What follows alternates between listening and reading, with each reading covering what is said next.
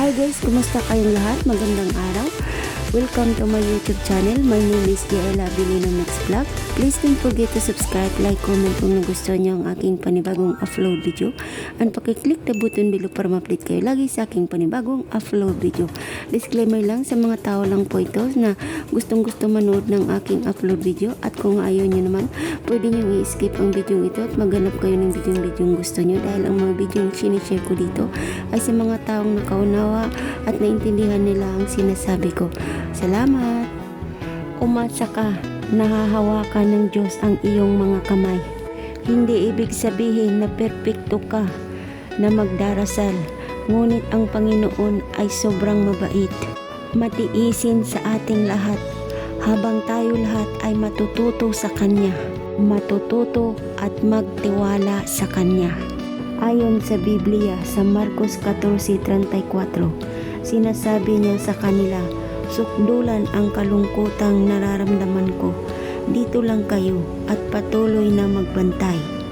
Matapos lumayo ng kaunti, sumubsob siya sa lupa at nananalangin na kung maaari ay hindi na niya pagdaanan ang sandaling ito. At sinabi niya, "Aba, Ama, ang lahat ng bagay ay posible sa iyo. Alisin mo sa akin ang kupang ito. Pero nangyari nawa hindi ang gusto ko, kundi ang gusto mo." Marcos 14:36. Kahit ang Panginoon natin ay nakadarama ng kaba, kaya dumiretso siya sa kanyang Ama. Ang ibig sabihin lang niyan ay makakatulong ang Ama sa ating lahat. Nakikinig siya sa iyo, kaya masayang malaman na ang Diyos ng sangsinukob ay nag-aalala at pinapahalagan ka rin niya. Kung malalaman mo lang sa iyong sarili na ang Diyos ay handang tumulong sa iyo, buo ang kaligayahan at pagtitiwala sa Kanya. At sa mga oras na walang katiyakan, narito ang mga praktikal na paraan upang ikaw ay magtiwala sa Diyos o sa iyong pamumuhay. Una, hanapin mo sa Biblia ang banal na kasulatan. Dahil ang Biblia, alam ng Diyos kung saan ka pwedeng pumunta kung ikaw ay nanghihina na. Magbasa ka ng mga banal na kasulatan. Magbasa ka ng banal na libro dahil ang nababasa mo ay isa ring gamot sa iyong problema. Ang banal na kasulatan ay hindi nagbabago dahil salita yan ng Diyos para sa atin na iyang mga anak. Dahil ang Biblia ay isang guide para sa atin.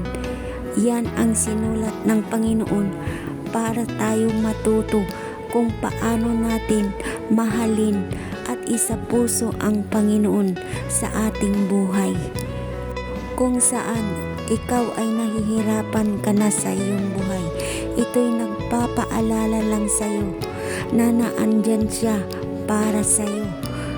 Kahit anuman pagsubok ang dinadanas mo, kahit anumang kahinaan o depression ang nangyayari sa buhay mo, naandyan siya, tawagin mo lang. Handa siya makinig at tulungan ka. Siya ay mapagkakatiwalaan kahit anuman ang iyong kalagayan sa buhay. Diba?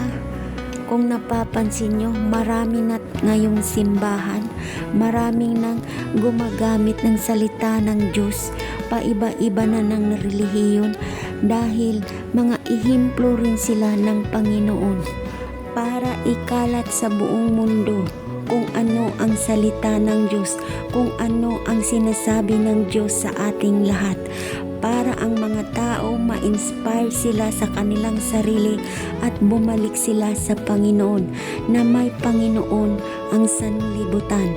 Ayon nga sa Biblia, sa Juan 8:32, malalaman ninyo ang katotohanan at ang katotohanan ay magpapalaya sa inyo.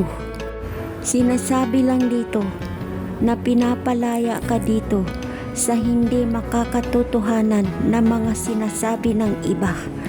na hindi pwede ilagay mo sa iyong isipan. Kung hindi ka lumapit sa Panginoon para ipaalala sa iyo kung ano ang sinasabi niya, ikaw ay mabilis madadapuan ng tukso. Ikaw ay mabilis na madadapuan ng hindi mga magagandang palaisipan na makagawa ka ng mga bagay na hindi magustuhan ng Panginoon. Mabilis mo maakit ang bad energy. Mabilis kang mai-impluwensyahan sa ibang tao na hindi maganda ang ginagawa. Kaya kung ako sa'yo, sa kahit gaano man kahirap ang buhay natin, huwag na huwag mong kalimutan na may Diyos ang sanlibutan. Sumandal ka sa Kanya, manalangin ka sa Kanya, sabihin mo lahat ang hinanakit mo, ang problema mo, dahil sinabi ko sa previous video ko, siya lang ang makakatulong sa ating lahat dito sa sanlibutan. Tayo mawawala, babalik, mawawala, babalik ulit. Ibig sabihin na tayo mamamatay, mabubuhay ulit dahil paraan niya ng Panginoon sa atin. Paraan para na makilala natin ng lubusan ang Panginoon sa ating buhay. Kailangan mo lang magsamba, magbasa ng Biblia, isa puso mo siya, i-accept mo siya sa buhay mo na ang Diyos ay laging nakagabay sa iyo, laging nakabantay, laging dinidinig ang dinadalangin mo. Pangalawa, may pagkukulang ka. Maging totoo ka man sa iyong sarili at hindi o sa ibang tao, alam ng Panginoon kung ano ang ginagawa mo. Alam ng Panginoon kung nagsasabi ka ng totoo at hindi. Kung sa mata man ng tao ay tama ang ginagawa mo dahil sa mga sinasabi mo. Pero sa Panginoon, siya lang ang nakakaalam at makakahusga sa iyo kung ano ang tunay na totoong sinasabi mo at ginagawa mo. Hayaan mo na iparamdam ng Panginoon sa iyo ang kanyang pagmamahal para sa iyo. Isabi mo lahat sa Panginoon kung saan na posisyon ka nahihirapan, kung saang posisyong buhay ka nahihirapan. Isabi mo lahat-lahat yan para gumaan ang iyong puso at isipan, ang iyong buhay, para magaydan ka ng Panginoon kung saang landas Kanya ibibigay, kung saang landas ang tatahakin mo sa iyong buhay. Dapat malaman mo sa iyong sarili na ang Panginoon natin ay napakabait sa ating lahat, mapagkatiwalaan, at higit sa lahat, siya ang sandalan ng ating buhay dito sa mundo. Sabi nga sa Biblia, Marcos 9:24, agad na sumagot ng malakas ang ama ng bata, may pananampalataya ako, pero tulungan mo ako magkaroon ng mas malakas na pananampalataya. Oo, aminin na natin na may tiwala tayo sa Diyos. Pero hindi sapat ang sinasabi lang na magtiwala ka sa salita ng mga bibig mo. Kailangan na sa tago sa puso, isip at buhay mo ang pananampalataya at pagtiwala mo sa kay Hesukristo na ating Ama sa sanglibutang ito. Kasi kalimitan sa atin sa mundong ito, hindi naniniwala na may Diyos. Maiilang lugar na may hindi naniniwala na may Diyos ang mundo. Pero ang tanong, bakit sila nabuhay dito sa mundo kung walang Panginoon? Bakit sila nagkaroon ng hininga, pananaw, mata, ilong kung walang Panginoon sa mundo? Kaya tanggapin natin sa buhay natin ang Panginoon. Bigyan natin ng pagpapahalaga, dahil kung may problema tayo, may problema ka man at sa wala, kailangan mo pa rin alalahanin ang Diyos at magpasalamat sa Kanya sa lahat ng bagay na mayroon ka sa iyong buhay. Halos kasi kalimitan sa tao sa mundo nagja-judge ng basta-basta na lang no? Kapag nangihina ka, hindi mo na maalala ang Panginoon. Kapag nangihina ka, ibang bagay na ang naalala mo. Sisisihin mo na ang Diyos sa mga nangyayari sa buhay mo. Sisisihin mo na ang Diyos bakit nawala yung isang bagay sa buhay mo. Sisisihin mo na ang Diyos kung bakit nag-iisa ka lang sa mundo.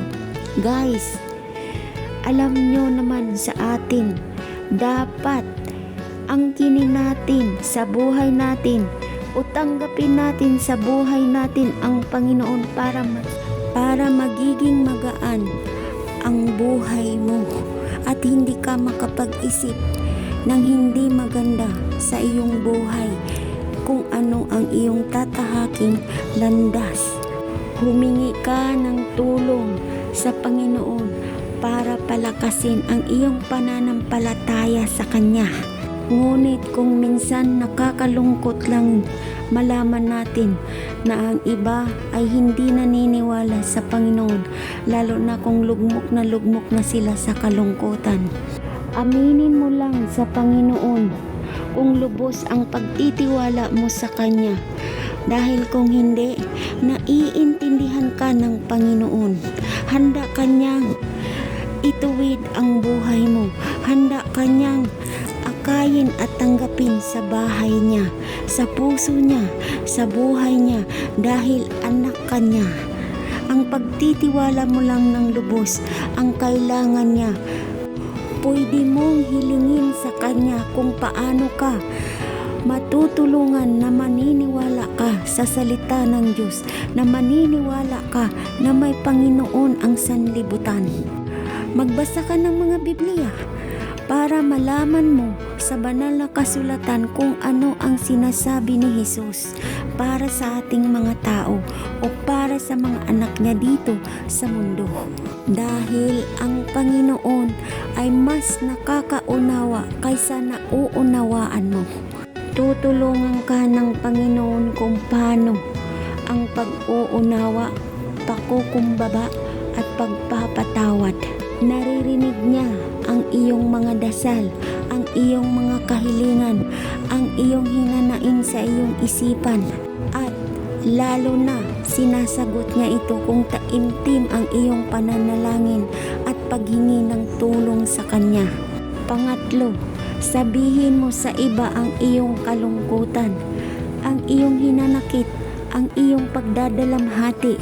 Makipag-usap ka sa iyong mama, sa iyong papa, o sa iyong mga kaibigan na mapagkakatiwalaan, dahil hindi ka lang nag-iisa na humaharap sa matinding problema. Tulad ng sinabi ko, tayong lahat ay may kanya-kanyang problema, may kanya-kanyang solusyon, may kanya-kanyang iniisip, may kanya-kanya tayong buhay. Tayo lang mismo sa ating sarili ang makakasolve ng ating mga hinanain, ng ating problema sa buhay. Kaya ikaw, huwag kang mawalan ng pag-asa. Kumapit ka sa ating mahal na Panginoon at magtiwala sa iyong kakayahan.